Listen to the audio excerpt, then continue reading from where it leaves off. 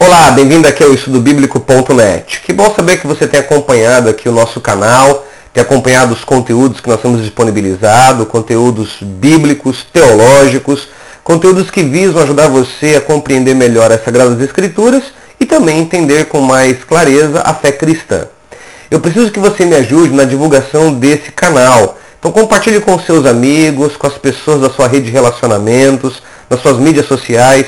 Nos ajude a divulgar o estudobiblico.net, porque a intenção desse canal é ser um acervo de conteúdos para ajudar aqueles que querem entender melhor a palavra de Deus.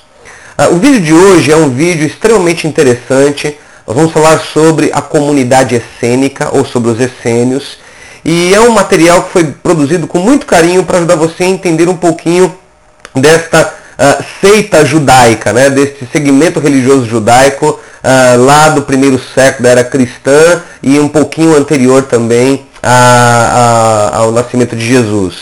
Nós vamos falar um pouquinho sobre os essênios e eu coloquei como título deste vídeo Qumran, os essênios e os manuscritos do Mar Morto. Nós vamos entender nesse vídeo um pouquinho da comunidade essênica, um pouquinho do que foi aquele ambiente de Qumran, onde eles viveram, e também sobre os manuscritos do Mar Morto. Então acompanhe esse vídeo, é um vídeo extremamente rico no que diz respeito ao conhecimento teológico, histórico, sobre essa comunidade religiosa de muita relevância nos dias de Jesus, nos tempos do primeiro século. Então me acompanhe aí nesse vídeo, nós vamos usar bastante slides, vamos ilustrar bastante aí a respeito desta comunidade, falaremos sobre o Mar Morto e também sobre aquela região de Qumran. Para começarmos, eu queria fazer uma introdução sobre a questão da comunidade essênica, ou melhor, sobre os rolos do Mar Morto, e depois nós vamos falar um pouquinho também dos essênios, tá? Da comunidade essênica.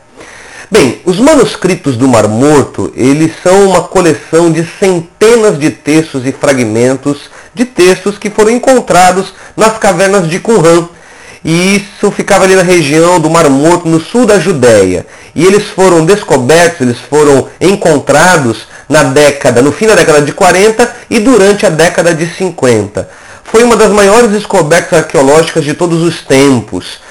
São uma descoberta onde aqueles que conseguiram encontrar esses rolos trouxeram uma contribuição enorme, não só à fé religiosa judaica, à fé religiosa cristã, mas também à pesquisa historiográfica a respeito da herança judaico-cristã, a respeito do povo de Israel e também dos textos sagrados da Bíblia.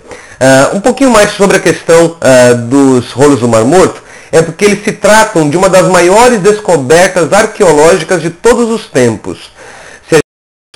Se a gente pudesse mensurar as grandes descobertas arqueológicas feitas pelos estudiosos nos 2 últimos séculos, sem dúvida nenhuma, os rolos do Mar Morto estão dentro dessa categoria. Eles são textos que foram compilados por uma seita judaica conhecida como os essênios. Essa seita, ela tinha sua sede, o seu centro principal de propagação dos seus ideais religiosos na região de Qumran.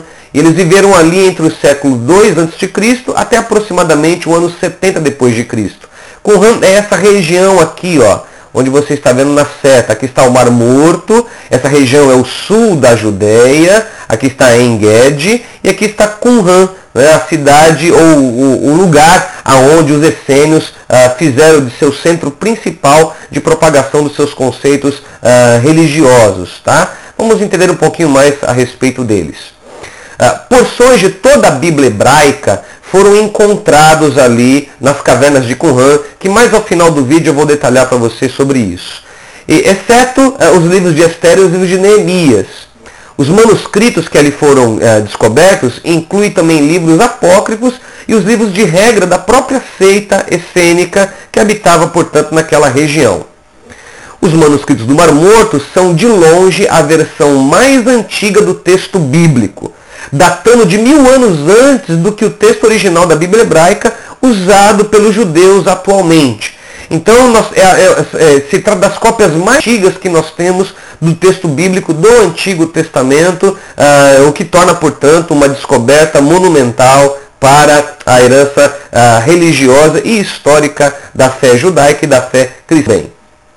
Atualmente, esses rolos do Mar Morto estão guardados no Santuário do Livro, ali no Museu de Israel, que fica em Jerusalém. Então, lá no Museu de Israel há uma área, que é a área conhecida como Santuário do Livro, que é esta área onde você está vendo, aqui você está visualizando a foto, né, do Santuário do Livro. Esse formato arquitetônico representa a tampa dos vasos onde foram encontrados os rolos do Mar Morto. Então é o símbolo de uma tampa. E aqui dentro desse espaço é onde estão ali vários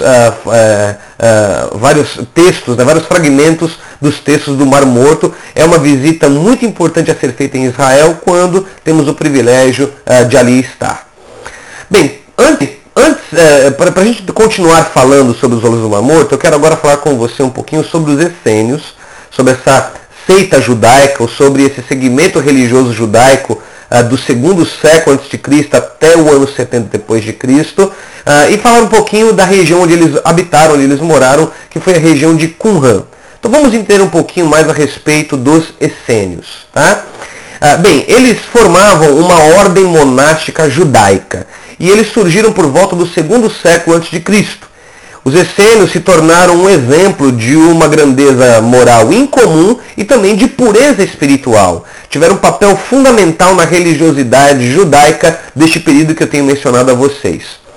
Eles eram uma sociedade comunal, tá, que vivia, portanto, em ambiente comunitário, uma sociedade esotérica, não no sentido do esoterismo orientalista, mas uma comunidade, uma sociedade que aspirava por questões de cunho espiritual.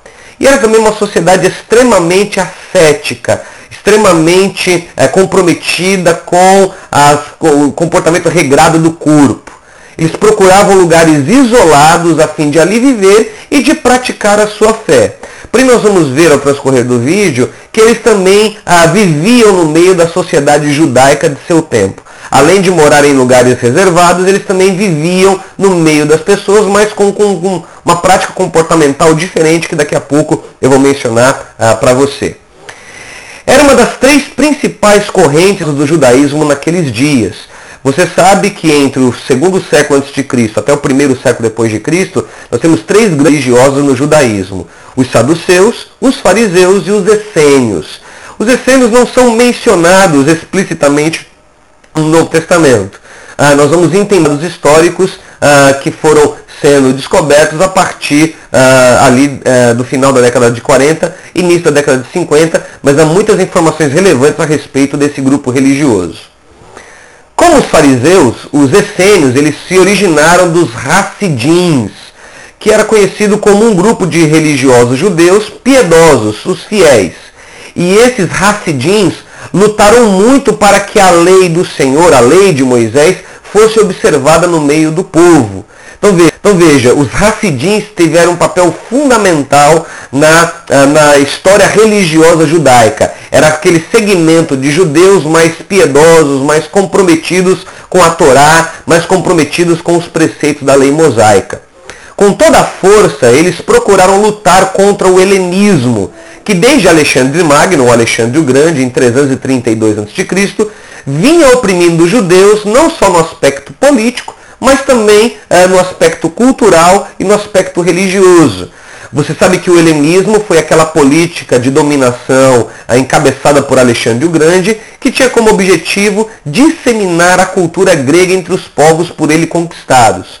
E quando o ambiente dos judeus, ou quando a nação judaica foi impactada pelo avanço do helenismo, os Hassidins, ou seja, essa comunidade religiosa judaica, esse grupo religioso mais conservador, esse grupo mais apegado às tradições do judaísmo, fará uma forte resistência a essa influência progressista do helenismo, que tinha como objetivo descaracterizar alguns elementos da fé religiosa judaica. O helenismo ele não queria remover a herança cultural e religiosa dos povos. porém ele trazia conceitos e práticas que poderiam se tornar uma ameaça à herança religiosa e cultural de um determinado povo, nesse caso Israel. Então os Hassidim, elemento religioso judaico, que vai fazer frente a este avanço do helenismo que poderia descaracterizar a judeus. O clímax dessa tirania e perseguição helênica, ou seja, deste avanço do helenismo, se deu nos dias de Antíoco IV Epifânio, que viveu entre o ano de 170, o que reinou, né, entre o ano de 175 a 164 a.C. Antíoco IV Epifânio, ele assumiu o trono sírio e ele quis empurrar goela abaixo dos judeus o estilo de vida grego ou a cultura helênica. E os Hassidim vão fazer forte resistência a ele nesse momento da história. O Antíoco IV Epifânio, ele promulgou um edito real exigindo que os judeus adorassem os deuses gregos.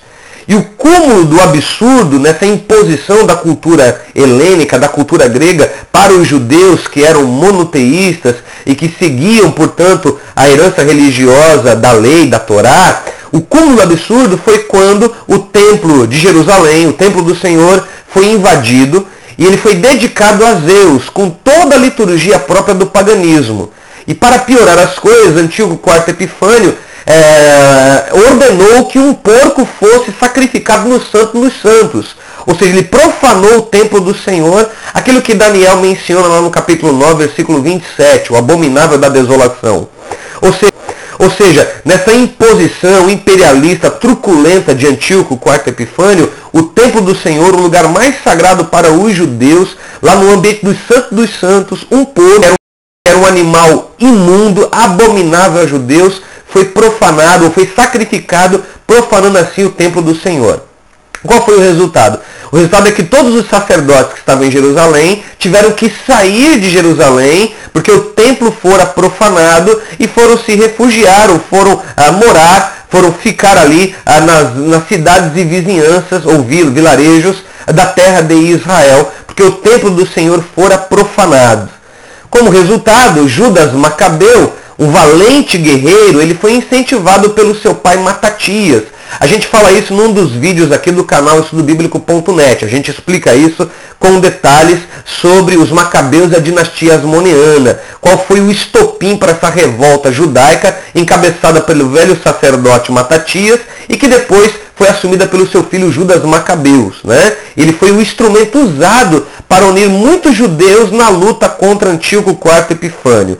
A revolta dos Macabeus foi uma revolta de sacerdotes que contagiou todo o povo para lutar contra o imperialismo dominante dos sírios seleucidas e reconquistar novamente Jerusalém. Então é nesse ambiente que os Hassidins estão vivendo. Estão lutando contra o helenismo, contra o avanço da cultura pagã, e quando eclode a revolta dos Macabeus, os Hassidins vão apoiar, portanto, os Macabeus. Tá? Os Hassidins, eles estavam entre os judeus que deram apoio a Judas Macabeus. Está registrado lá no livro de 1 Macabeus, capítulo 2, verso de número 42. Após a morte de Judas Macabeus, o seu irmão Jonatas o substituiu. Ou seja, os próprios amigos acabaram pedindo que o seu irmão Jonatas estivesse assumindo a liderança naquela revolta popular contra a dominação seleucida. E ele se tornou um grande líder e foi levado a sua nação a grandes vitórias. Ele conseguiu conduzir a sua nação a grandes conquistas, a grandes êxitos, conforme está registrado lá em 1 Macabeus 9:73. Agora, depois dessas grandes proezas de Jonatas em conseguir fazer resistência à dominação seleucida, o sucessor de Antíoco, veja, os judeus conseguiram resistir sob a liderança de Judas Macabeus e Jonatas ao domínio imperialista dos seleucidas, mas não conseguiram acabar com o Império Seleucida. O Império Seleucida continuava ainda muito forte. Quando Antíoco morre, o seu filho Alexandre assume, portanto, o Império Seleucida. E aí ele faz acordos com Jonatas por motivos políticos, já que os judeus estavam fazendo resistência aos seleucidas. Alexandre, filho de Antíoco IV, ele vai sentar com Jonatas e vai propor um acordo por motivos políticos e dizendo o seguinte: olha só, para eu não invadir novamente o território israelita e subjugar vocês, vamos fazer aqui um acordo. Você, Jonatas, vai ser colocado como o sumo sacerdote de toda a nação judaica. Você topa esse acordo? Você topa esta aliança que a gente vai fazer para que eu não domine vocês? Você vai estar, de uma certa forma, favorecendo os meus interesses que eu tenho nessa região? E aí foi firmado o acordo. Só para você ter uma ideia, esse mapa aqui mostra a dimensão do Império Seleucida. Tá? Depois da morte de Alexandre o Grande, o território do Império Grego é dividido entre os seus principais generais. Dentre eles estava o general Seleuco. E ele fica com uma porção de terra, essa porção aqui aproximadamente. Mas com o passar dos anos, o Império Seleucida estende os seus domínios para todo esse território, conforme nós estamos vendo. O território de Israel está aqui. Os israelitas, sob a liderança de Judas Macabeus e Jonatas, conseguem fazer uma resistência ao domínio imperialista seleucida, porém, conforme nós vimos, Jonatas firmará um acordo com Alexandre, filho de Antíoco, que agora era imperador dos Seleucidas, e vai ser colocado como sumo sacerdote dos judeus. É aí que começa o problema e é a partir daí que se originará, portanto, os essênios. Nós vamos ver isso já já. Nesse momento da história, ou seja, quando Alexandre, filho de Antíoco, que agora ele era o imperador do Império Seleucida, faz acordo com Jonatas e coloca ele como sumo sacerdote dos judeus, nesse momento da história surgiu entre os Hassidins, ou seja, entre os judeus religiosos, conservadores, que primavam pela observância da Torá, da lei, da cultura religiosa judaica, eles acabaram tendo um atrito entre si.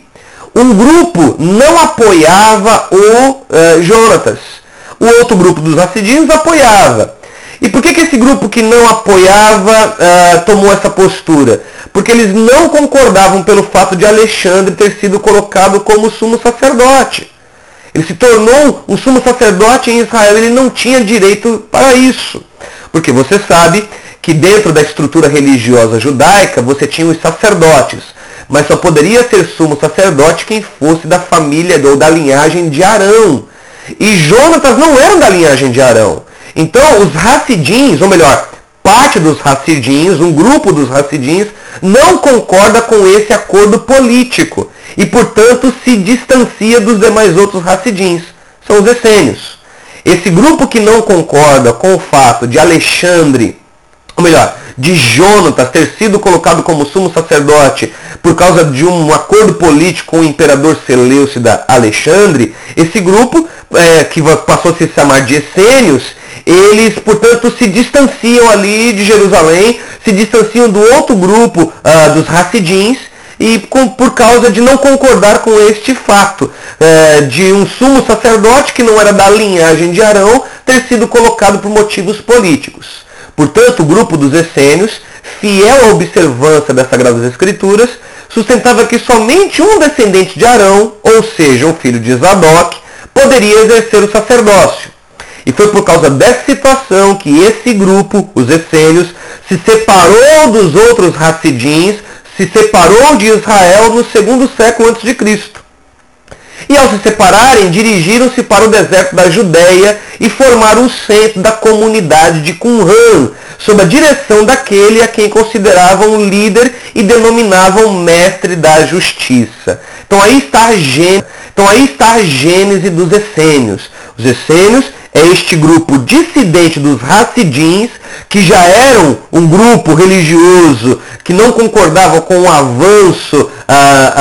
avanço helenista. Então os Hassidins é um grupo, ou melhor, os essênios é um grupo dentro dos Hassidins que não concorda com a questão de Jonatas ter sido colocado como sumo sacerdote. Eles se distanciam dos demais outros Hassidins, portanto dos fariseus, e eles vão para o deserto da Judéia, vão ver ali num ambiente comunitário na região de Qumran, sob a liderança do mestre da justiça, que foi um líder religioso entre eles. Tá?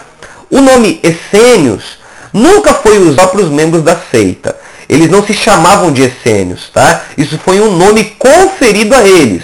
Ou seja, quando este grupo de Hassidins se distancia por não concordar com aquele acordo político escuso, os demais outros chamarão eles de essênios. Tá? Não há certeza quanto à derivação do nome, mas há seguintes suposições para o nome essênio. Primeiro a gente vai ver isso com o Filho de Alexandria. Filho de Alexandria afirmava que o nome essênios provinha do grego ósseos, que significa santo. Outros pensam no vocabulário, em face da circunstância que os essênios professavam-se capazes de curar tanto a mente quanto o corpo, porque eles tinham uma proposta religiosa mais intensa, de maior pureza e de busca de santidade. Ou então, esse nome essênios poderia provir do termo aramaico rassaia, que significa santo, piedoso, dando a entender aqueles que realizam corretamente os requisitos da lei judaica. Em outras palavras, esse grupo que se distancia, que se afasta e que sai de Jerusalém está dizendo: vocês, demais outros Hassidim, se corromperam também por causa de conchavos políticos. Nós ainda primamos pela verdade das Escrituras, primamos pelo legado da lei de Moisés, e nós não concordamos com isso e vamos nos distanciar, nós vamos nos refugiar, nós vamos ir morar num outro lugar, cultivando uma espiritualidade mais pura, mais reta e mais íntegra. Esses são, portanto, os essênios. E aí há um detalhe interessante, que pessoas que estavam cansadas naqueles dias de viver naquele mundo de conflitos, de problemas, naquele mundo de problemas religiosos, espirituais, se reuniam em grande número aos essênios. E eram pessoas que queriam levar uma vida mais santificada, porque viam que os essênios não tinham se corrompido como se corromperam os demais outros Hassidins por causa de questões políticas. Então muita gente procurava os essênios para levar uma vida mais santificada, uma vida de mais pureza, uma vida de mais comprometimento com os requisitos da lei, com os requisitos da Torá. De modo geral, os essênios constituíram na história religiosa judaico-cristã a primeira manifestação de monasticismo, aproximando-se do que haviam feito os recabitas, que foi uma comunidade ascética de israelitas contemporâneos ao profeta Jeremias nos dias do Antigo Testamento. Então eles assimilaram um pouco daquele comportamento que os recabitas haviam tomado. Essa figura ela ilustra algo para nós, né? A comunidade de Qumran ela se organizou com o propósito de conseguir uma forma de perfeição, se afastar das tentações e viviam a partir de uma rigorosa simplicidade. Ou seja, era um grupo que radicalizou na sua proposta de vivência religiosa. Decepcionados com aqueles conchavos políticos e decepcionados por ver que o judaísmo tinha se corrompido a partir ali do grupo dos fariseus, este grupo vai, portanto, propor viver uma religiosidade de mais pureza, perfeição, retidão, e eles, portanto, se distanciam da sociedade. Vão viver de um modo monástico, como a gente assim chama esses grupos que se distanciam da sociedade de um modo geral. Com a retirada para o deserto, os essênios eles se dedicaram à consagrada observação da lei. Então, na vivência deles diária, havia essa observância irrestrita à lei e às Sagradas Escrituras. E eles tinham como ideia ingressar na nova aliança dos últimos dias, pois eles entendiam ser o Israel vitorioso que não se corrompera com o corrompido. Os essênios eles demonstravam ser uma comunidade essencialmente apocalíptica, ou seja, uma comunidade que aspirava ao fim do mundo. Eles vivenciavam seus dias ali nos ambientes onde conviviam uns com os outros, a partir dessa ideia de que os últimos dias estavam sendo executados e aguardavam tudo. Eles imitavam a antiga estada no deserto nos tempos de Moisés, em antecipação ao alvorecer do reino de Deus. Naquele lugar onde eles habitavam, esperavam o segundo êxodo, preparando o caminho do Senhor. Eles traziam esta ideia para si, de que eles estavam preparando o caminho do Senhor, né? Preparando, portanto, o ambiente para que a manifestação do Messias, o dia final, se concretizasse.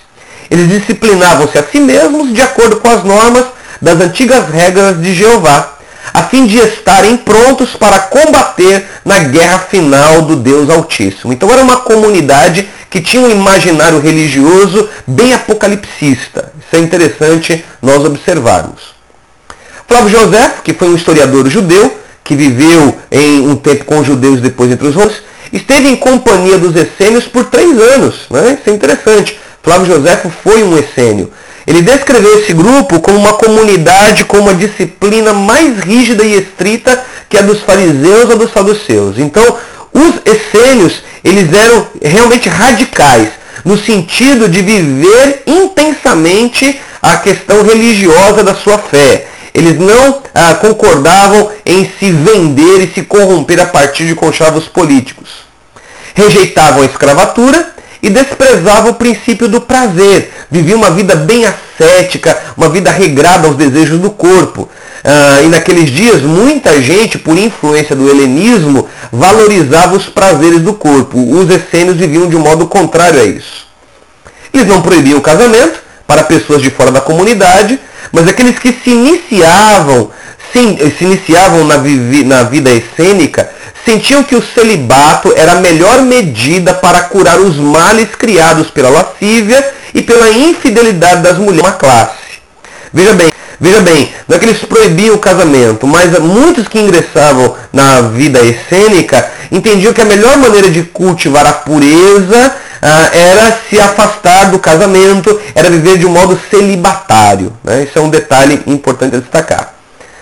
No que diz respeito à dinâmica operacional dos essênios, havia 2 ordens entre eles: os monásticos, aqueles que viviam, portanto, em comunidades separadas, em regiões geográficas específicas, e os casados. Da comunidade tinha normas e disposições válidas para ambas as ordens. Um detalhe importante é que os monásticos que viviam em comunidades geográficas específicas, de lugares específicos, a grande maioria eram de celibatários, mas também haviam alguns que eram casados. Tá?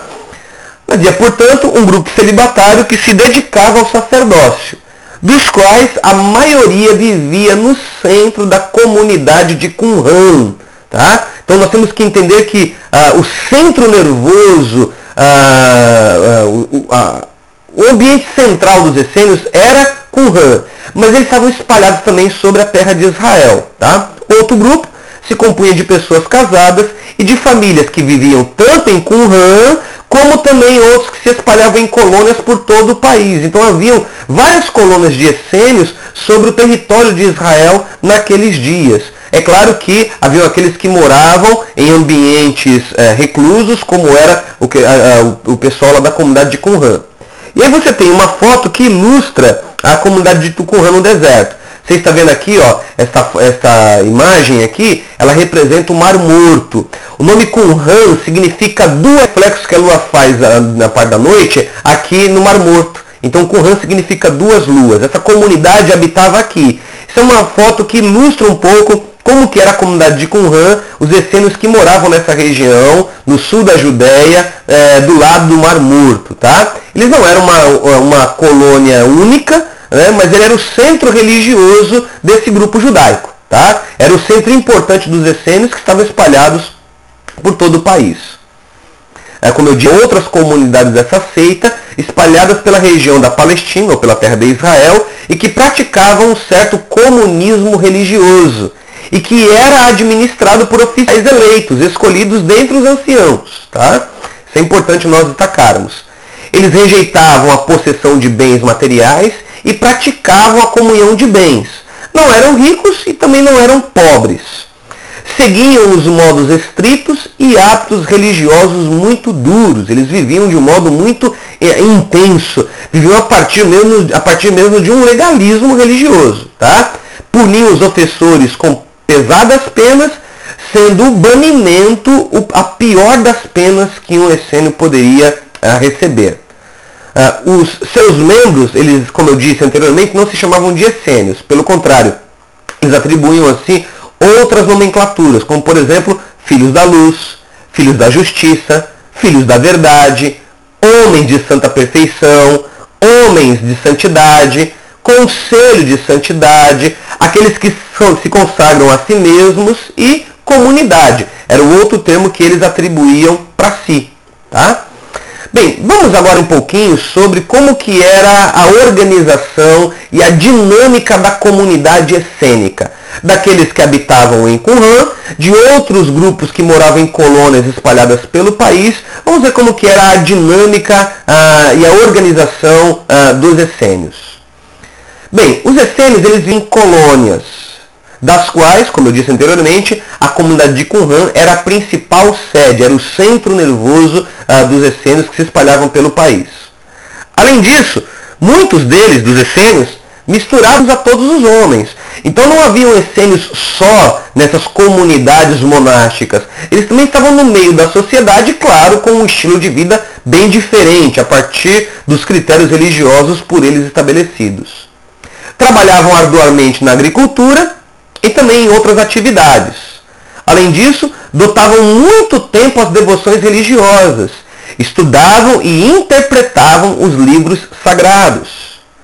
Mantinham propriedades em comum, tudo era comum entre eles, e ocupavam-se também de obras caridosas e de obras de misericórdia. Nós vamos conseguir entender o movimento monástico cristão a partir do segundo século depois de Cristo, com fortes inspirações na vivência monástica vivida também pelos essênios ali no ambiente judaico. Rejeitavam o sacrifício de animais, sendo estritos observadores da lei de Moisés. Além disso, eles não participavam do serviço militar e nem manufaturavam armas. Isso é um detalhe importante a destacar. Rejeitavam as atividades comerciais, preferindo as vilas às cidades corruptoras, como lugares onde residir, no intuito de cultivar uma espiritualidade mais íntegra, mais reta, mais comprometida à cidade, e se opunham ao acúmulo exagerado de riquezas materiais. Não gostavam de viver uma vida de opulência. Acreditavam na doutrina da igualdade de todos os homens e por isso que eles se opunham à escravatura, porque entendiam que todo ser humano é igual e que todo ser humano tem o direito à liberdade.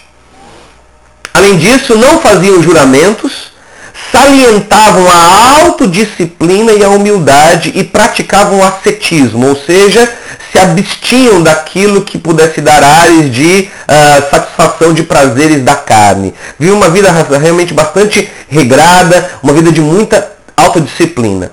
Comiam juntos suas refeições, compartilhando de seus ganhos com a comunidade. Além disso, promoviam o ensino dos princípios religiosos, piedade e das virtudes pessoais. Era, portanto, um grupo religioso extremamente devoto. Tá?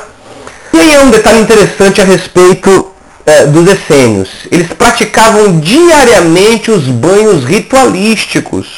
Todos os dias, 3 vezes por dia, eles tomavam banhos de purificação, pois entendiam que um corpo limpo simbolizava um espírito puro. Tá? Isso é de destacar. Na sua organização e dinâmica, eles também possuíam 2 órgãos administrativos. Havia lá o Conselho da Comunidade, que era o órgão máximo de todas as decisões, composto, não comporto, mas composto de homens sábios, sensíveis na conduta e destacados nas virtudes. Mas havia o Colégio Supremo, e esse Colégio Supremo ele era composto por 12 homens e 3 sacerdotes. Ok? Além disso, havia uma pessoa que ocupava um cargo de grande responsabilidade. O nome dessa pessoa era Mibaker, eu não sei pronunciar corretamente essa fala, esse termo hebraico, mas vou colocar aqui como Mibaker, que era o inspetor, o superintendente, o vigilante. Tá? Ele não podia ter menos de 30 anos nem mais de 50 anos de idade. Ele era o grande supervisor aí desses órgãos administrativos, do Conselho da Comunidade e do Conselho Supremo. A função do Mibaker era supervisionar a congregação, presidir a assembleia, examinar os candidatos à comunidade, ensinar o sentido exato da lei, investigar os transgressores da lei, decidir litígios, distribuir víveres domésticos aos pobres e servir de mestre e pai da comunidade. Portanto, havia no meio dos essênios a figura desse líder principal. Tá? Agora, como era a admissão na vida comunitária? Quando uma pessoa decidia seguir os essênios, viver o estilo de vida essênico, como que era o procedimento? Como essa pessoa era admitida na comunidade e como que ela deveria prosseguir nessa vivência uma vez estando no grupo? Bem, segundo a regra da comunidade, que foi um livro encontrado lá em 1947, um rolo também dentro dos vasos descobertos, Segundo a regra da comunidade, um candidato à admissão era primeiramente examinado pelo Baker. Era ele quem examinava esse candidato que queria se tornar um essênio. Se o exame fosse satisfatório, o candidato era aceito na aliança para um período de experiência de duração indeterminada. Tá?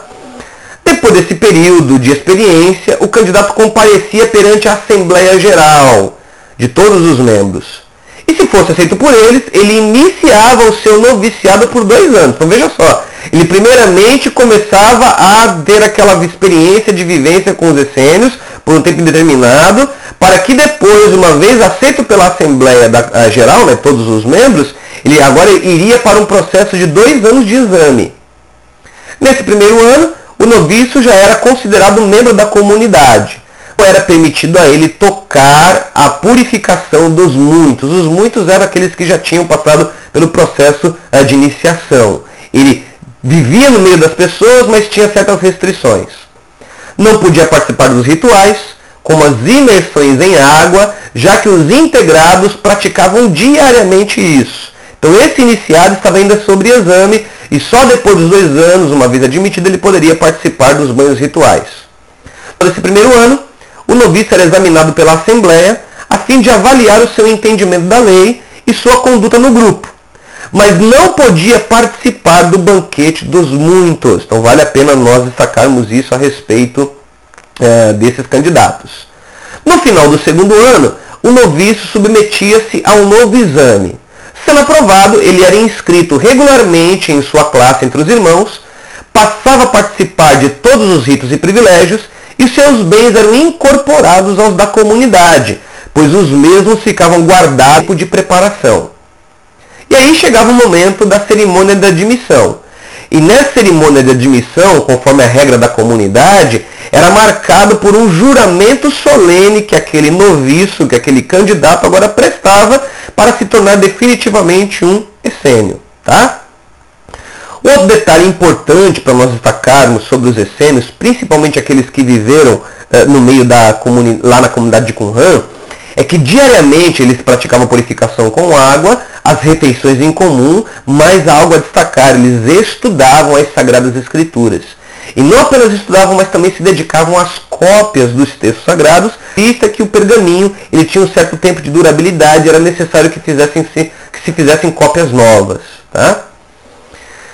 Bem, vamos agora tentar entender alguns elementos de crenças, né, dos essênios. Vamos tentar entender um pouquinho das suas doutrinas, as doutrinas da comunidade essênia.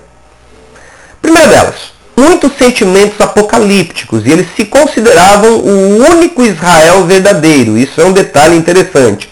Normalmente esses grupos religiosos monásticos, seja de qual religião que for, eles trazem a ideia de ser o grupo especial, o único grupo que verdadeiramente preserva a essência daquela fé religiosa. Os essênios pensavam isso. O contato diário e constante com as Sagradas Escrituras era em função de considerarem ter recebido a revelação dos mistérios maravilhosos e verídicos de Deus. Isso é um detalhe importante para nós destacarmos a respeito deles. Eles entendiam que era o reino do bem, que era encabeçado pelo príncipe da luz, e o reino do mal pelo anjo das trevas. E eles estão em constante conflito entre si. Entendiam que havia uma medida que eles observassem a lei, e eles buscassem a vontade de Deus sobre todas as coisas. Eles entendiam que em função disso, eles tinham a proteção divina sobre suas vidas. Também tinham um entendimento espiritual que seria travado entre a luz e as trevas, até o momento da visitação de Deus no julgamento. Ou seja, para eles havia uma grande batalha que ia sendo realizada continuamente no palco da existência, mas que teria o seu ápice no dia da visitação de Deus no julgamento final. Criam fortemente na doutrina da eleição divina, eles se consideravam, portanto, eleitos, escolhidos por Deus, e ensinavam isso àqueles que abraçavam o estilo de vida religioso essênico. Tá? Adotavam um calendário solar de 364 dias, enquanto o judaísmo oficial seguia um calendário lunar de 354 dias. É interessante ver essa diferença. Eles adotavam, portanto, o calendário solar. Para uma completa obediência à lei de Deus, era necessário observar os dias sagrados de acordo com o mandamento divino. Então, para eles, era necessário que as pessoas observassem. Além disso, eles acreditavam na existência de dois Messias, o Messias sacerdote, da linhagem de Arão, e o Messias rei, da linhagem de Davi. Então vale a pena, a gente tem que entender essa concepção que eles tinham a respeito dos dois Messias. É claro que eles aguardavam a manifestação do Messias rei, que viria para estabelecer o trono de Deus definitivamente entre os homens. E esse Messias sacerdote, o Messias de Arão, era portanto aquele que tinha como responsabilidade transmitir os ensinos e a direção da lei do Senhor. O sacerdote, também chamado de Messias de Arão, é o mestre da justiça, que foi, portanto, um dos líderes, que era o líder dessa comunidade religiosa. Provavelmente, ele foi um sacerdote da linhagem legítima de Arão e, possivelmente, esse mestre da justiça, o Messias sacerdote, foi o fundador e o grande exegeta da comunidade de Qumran. Então, é provável, e aí, segundo os estudos, de que os essênios tinham nesse fundador da comunidade essênia o Messias sacerdote, chamado também de mestre da justiça. Na vinda do Messias rei, de Davi, o verdadeiro Israel, ou seja, os essênios, seria remido do mal e dos inimigos e comandaria a guerra final da congregação dos justos, na batalha final. Ok? Eles tinham a esperança da ressurreição, assim como também pensavam os fariseus. Também tinham a esperança da nova criação e do julgamento das obras. Tá? Bem, e agora entra um detalhe interessante a respeito dos essênios. Né? Alguns estudiosos acham que João Batista tenha sido um essênio. É provável que João Batista tenha vivido com a comunidade essênica de Qumran. Mas há alguns detalhes importantes que nós temos que observar numa certa diferença entre João Batista e os essênios. Vamos ver algumas coisas sobre isso. Estudiosos acreditam que João Batista tinha clara ligação com os essênios. Né? Isso talvez explique a preferência de João pelo celibato. Então, talvez isso possa ser um indicativo de que ele tenha sido um essênio, mas há outros fatos também. E isso é estranho, né? A corrente principal do judaísmo. Os fariseus, por exemplo, e os saduceus eram casados. Então João Batista surge no deserto, ele é celibatário. Será que ele não foi um essênio? Essa é uma possível indicação. Essa possível associação de João Batista com os essênios também pode ser explicada pelo espírito separatista que João Batista tinha em relação ao judaísmo oficial. Ele surge no deserto, falando contra a estrutura religiosa de Jerusalém, chamando os homens ao arrependimento. Ele tinha uma postura separatista muito semelhante à postura dos essênios. Gente, é o conteúdo da pregação de João Batista que leva alguns estudiosos a considerarem isso, conforme nós vemos lá em Mateus 3, de 1 a 3. Muito daquilo que ele prega se assemelha àquilo que os essênios diziam. Em sua pregação, João Batista fez uso de Isaías 40, versículo 3. Além da regra da comunidade, que era uma regra de vivência religiosa dos essênios. Ele vai citar isso. Olha o que diz a regra, conforme essa citação lá do capítulo 8, de 12 a 14, da regra da comunidade. Diz assim: e quando estas coisas sucederem aos membros da comunidade em Israel, no tempo designado, separar-se-ão da habitação dos homens perversos e irão para o deserto preparar o caminho do Senhor. Como está escrito, no deserto preparai o caminho do Senhor, endireitai no deserto a estrada para o nosso Deus. João Batista se apresenta como a voz do que clama no deserto, para endireitar o caminho do Senhor. Ele vai citar algo que era muito falado. Fica aí a dúvida para nós. Outro fator que pode justificar essa possível associação de João Batista com os essênios é o fato de que Zacarias, seu pai, era um sacerdote e sua mãe Isabel era uma das filhas de Arão. Assim, portanto, João Batista era da linhagem sacerdotal, assim como os essênios. Além disso, ele era solteiro como os essênios monásticos. Então, nós estamos vendo alguns indicativos que podem denotar a nós o entendimento de que provavelmente João Batista tenha sido um essênio. No Cântico de Zacarias, encontra-se que o menino crescia e se fortalecia em espírito, e viveu nos desertos, até o dia em que havia de se manifestar a Israel. Está registrado lá em Lucas, capítulo 1, versículo 80. O futuro do seu filho entregou-o para ser educado pelos essênios. Por ter ficado impressionado com a proeminência dos sacerdotes de Qumran, visto que também esperava o reino de Deus, o menino foi adotado e criado pelos essênios após a morte de Zacarias e Isabel, já que eram velhos. Então, isso são alguns argumentos que alguns estudiosos usam para justificar a ideia de que provavelmente João Batista tenha sido um essênio. Mas há um ponto contrário, há pontos que contestam essas indicações. Tá? Existem profundas diferenças entre o ensino de João Batista e o ensino da comunidade de Qumran. Então nós vimos até agora os pontos favoráveis que subentendem a ideia de que João Batista tenha sido um essênio, só que agora vamos ver outros pontos de vista que contestam esta argumentação. Tá? João Batista pregou o batismo de arrependimento para a remissão de pecados, ao passo que os essênios estavam preocupados com uma vida de pureza interior, e eles usavam a prática de banhos ou emissões diárias visando apenas se purificar. João Batista ele apregou um batismo para arrependimento. Então nós temos uma diferença aí na ideia ou no conceito. Outra coisa, os essênios se apartaram do judaísmo oficial para formar uma comunidade, pois se consideravam eleitos, ao passo que João Batista, ao contrário, ele não se dirigia a um grupo específico, ele se dirigia a todo Israel. Então, isso é um argumento para contrariar a ideia de que João Batista tenha sido um essênio. Outra coisa interessante, João Batista remir o resto santo, ou seja, remir todo Israel. Ele não remir um mero resto separatista, como os fariseus e os essênios. A ideia dele era chamar todo Israel, portanto, ao arrependimento. Tá? A sua mensagem, a mensagem de João Batista, se dirigia a todos os que desejam arrependimento, mesmo aos considerados desprezíveis, isto é, os soldados, os publicanos, as meretrizes.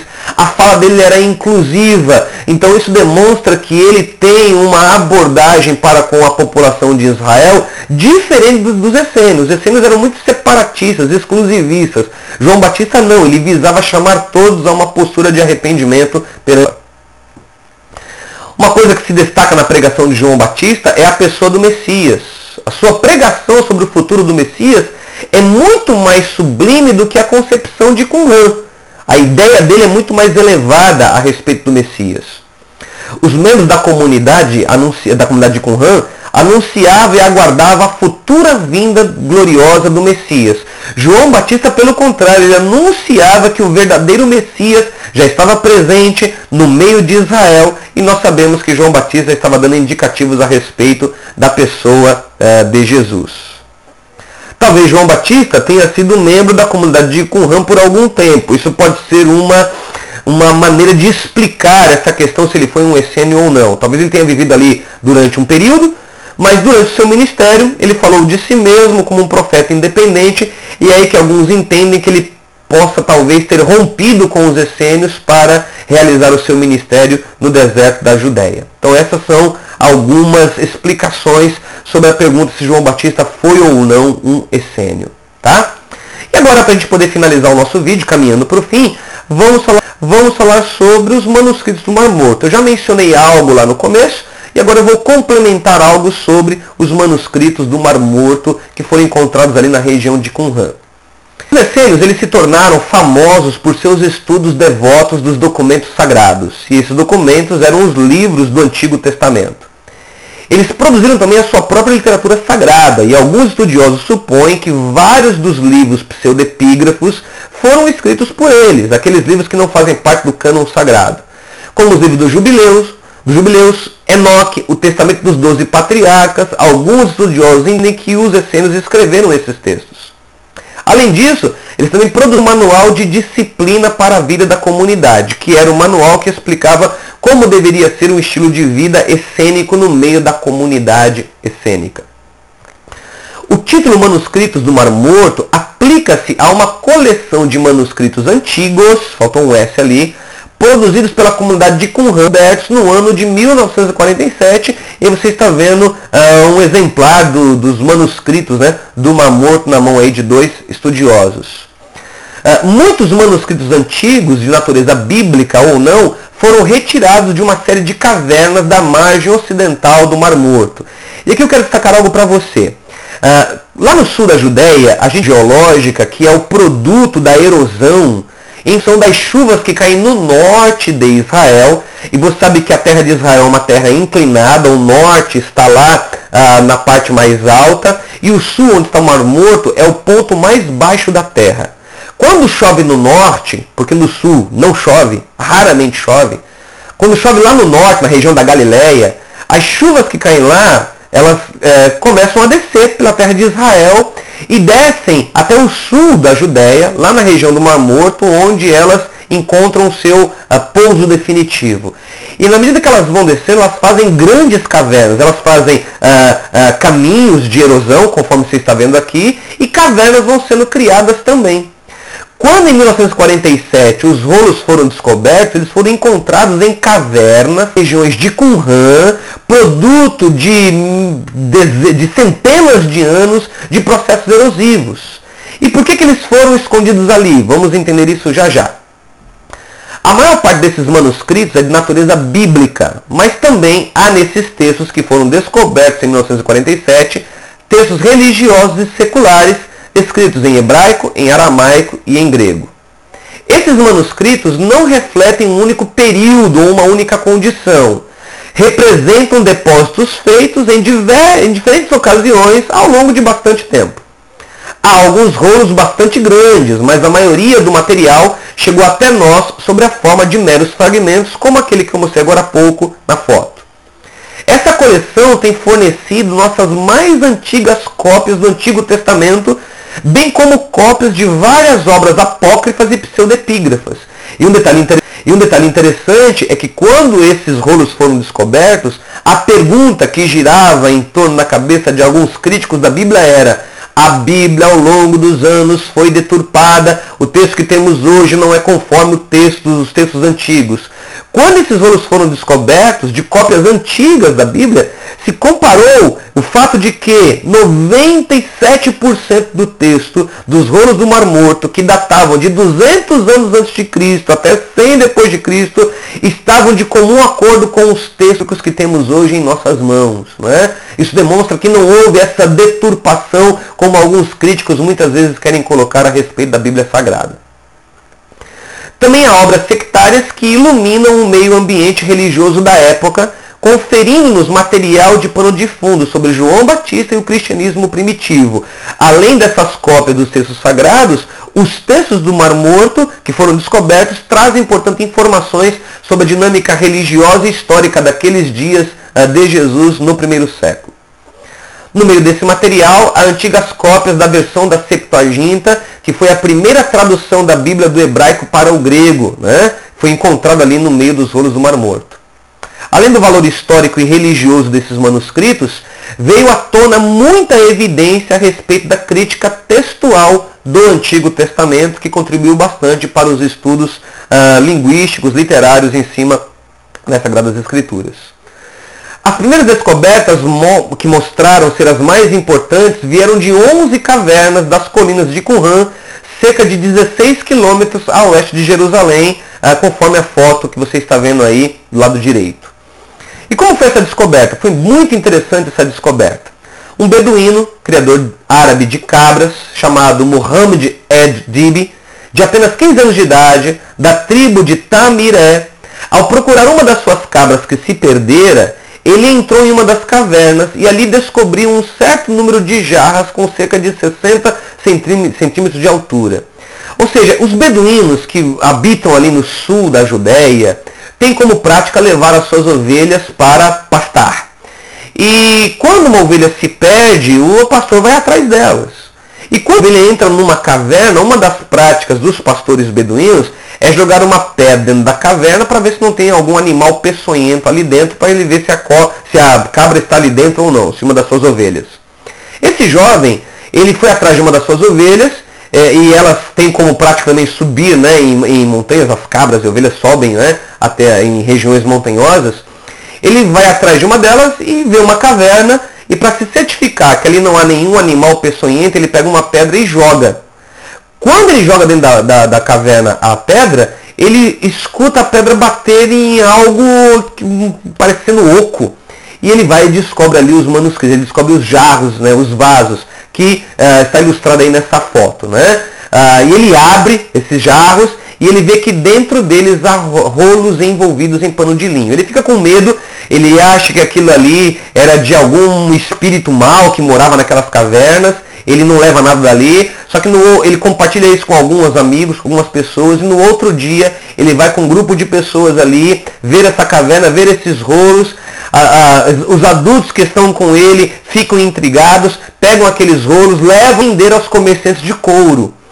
E aí aqueles rolos que foram descobertos, né, são vendidos no mercado em Jerusalém como se fossem elementos para os trabalhadores de couro, né, porque era de pergaminho. Eles não sabiam, eram pessoas sem estudo, sem instrução, não sabiam o que era aquilo, viam algo como sem valor, até que um fragmento chega de uma pessoa, de um judeu, que percebe que aquilo se trata de um texto antigo de valor histórico. E aí começa uma saga, né, de tentar reunir esses fragmentos que tinham sido espalhados pela cidade, indivíduos que haviam comprado, até que depois um judeu vai até os Estados Unidos, porque chegou até lá esses rolos, esses fragmentos de estudiosos que tinham descoberto, e compram os rolos, e aí tem toda uma história de como que eles foram sendo juntados e como se tornou uma das maiores descobertas arqueológicas de todos os tempos. Há muitos detalhes interessantes sobre essa história de como que esses rolos, uma vez descoberto por aquele jovem, e que depois foi retaliado, foi dispersado, né, porque as pessoas ficaram, houve muita especulação, como esses rolos foram reunidos e hoje estão ali preservados lá no Museu de Israel, lá no Museu do Livro, né, que está no Museu de Israel em Jerusalém. Os manuscritos, alguém agora pergunta, como é que esses manuscritos foram parar nessas cavernas? Vamos entender a questão histórica. Eles foram produzidos pela comunidade de Qumran, que ficava no sul da Judéia, e por que eles foram parar em cavernas? Vamos entender isso.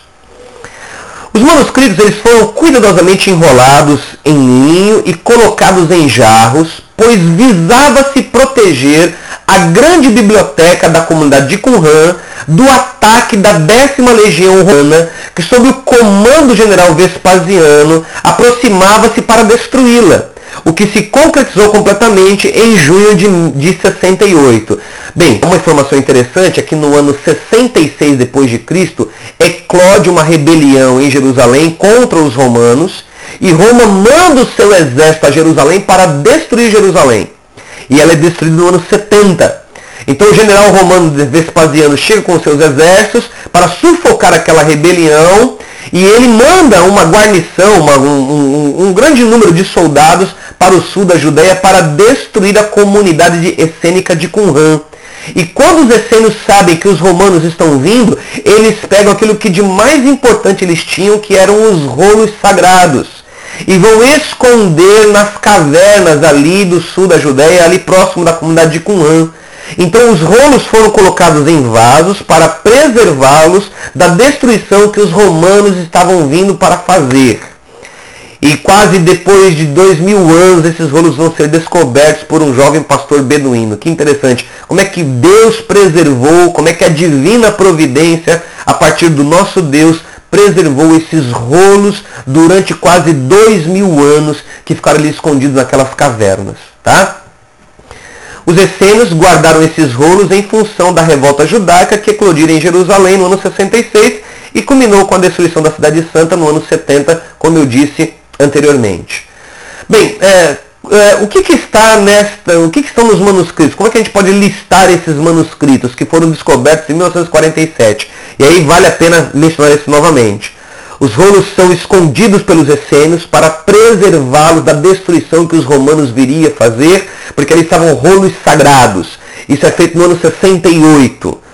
E por quase 2000 anos, somente em 1947 os rolos serão descobertos. mais uma vez demonstrando a soberania do nosso Deus em preservar documentos históricos e religiosos extremamente importantes para a fé judaico-cristã. Quais foram esses materiais que foram descobertos, esses rolos que foram achados nesses vasos em 1947? Primeiro, 2 cópias incompletas do livro de Isaías, o Manual da Disciplina, que era um tipo de guia para a comunidade essênica, o livro de hinos, parecido com os Salmos. Também foi descoberto o livro de Enoque, né, que é considerado um não canônico, o manual militar, mas não o manual para a vida militar do essênico, mas sim para a batalha final que aconteceria no Armagedon, segundo a crença essênica. Um comentário de Abacuque, uma paráfrase do livro de Gênesis e 3 fragmentos de Daniel estavam lá dentro dos vasos. Além disso, 200 fragmentos de porções da Torá, Salmos, Jeremias e Ruth. E por fim, 300 fragmentos contendo cerca de 1/3 dos livros canônicos. Né? Foi esse o material que foi em 1947 que estava nas cavernas de Qumran. E aí, essa frase ela pode sumarizar para nós o que representou a descoberta dos rolos do Mar Morto. A divina providência protegeu esses manuscritos por aproximadamente 1900 anos. E hoje eles proporcionam maiores recursos para o estudo das Sagradas Escrituras. Quando a Bíblia, no século XIX, contestando a Bíblia como texto sagrado, inspirado, que fora deturpado, as descobertas no século XX dos rolos do Mar Morto implodiram essas contestações, demonstrando que o texto sagrado que temos em mãos hoje é um texto que vem sendo preservado ao longo do tempo, ao longo da história. Os rolos do Mar Morto proporcionaram o nosso conhecimento da crítica textual do Antigo Testamento, da seita dos essênios, como também nos deu o background, ou seja, o pano de fundo do Novo Testamento. E com isso nós chegamos ao fim deste vídeo, Qumran, os essênios e os manuscritos do Mar Morto. Espero que você tenha gostado desse vídeo. Se quiser revê-lo, reveja novamente. Compartilhe com seus amigos, ajude a divulgar esse conteúdo, compartilhe nas suas mídias sociais, dá um joinha aí, né? Dá um like aí, diz que você gostou do vídeo, ajude aí a ranquear esse vídeo aí, porque o nosso intuito é contribuir mesmo com aqueles que querem entender melhor a fé cristã, querem compreender as Sagradas Escrituras, que querem entender melhor a sua fé, a sua crença em Deus. Então esse é o objetivo desse canal. Nos ajude a compartilhar, divulgue com seus contatos e aguarde o próximo vídeo, que sem dúvida nenhuma será um vídeo extremamente edificante para a sua vida. Obrigado por me acompanhar até aqui. Até uma próxima. Tchau, tchau.